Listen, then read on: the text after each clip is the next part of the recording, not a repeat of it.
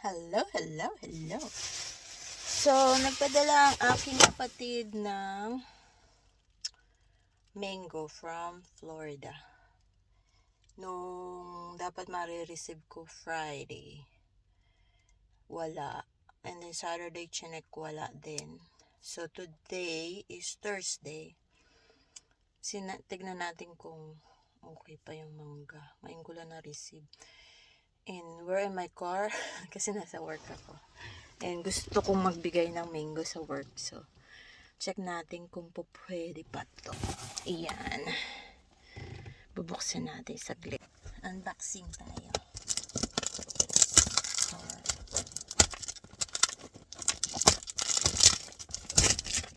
tapos, tatawagan ko siya para alam niya na na-receive ko na ang mango niya.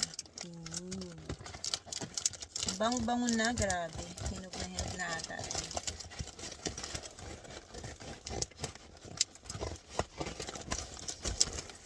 Hindi niya binalot this time.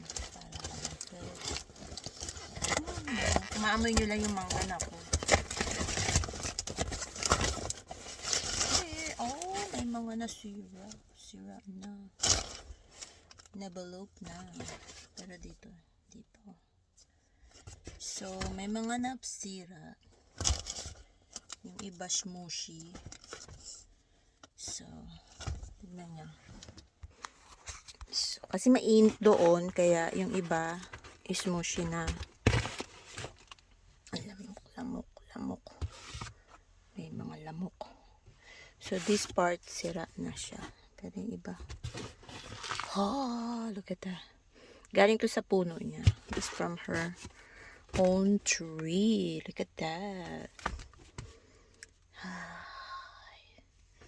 Sure up. Siguro mas better this time than the last time she sent me. She sent me the mango because last time all rotten, but this time it's good. Still edible. Kaya nahulog.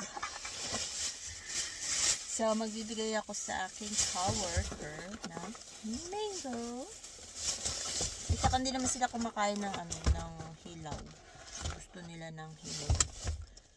Bibigyan ko lang sila ng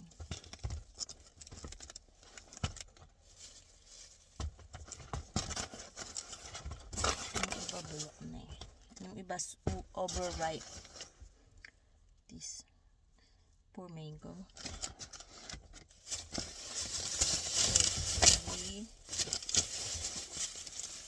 Tatlo lang naman sila, tigi-isa. So, anyway guys, thank you for watching. Have a blessed day. And I hope you don't forget to like, comment, share, and subscribe to my channel. Bye!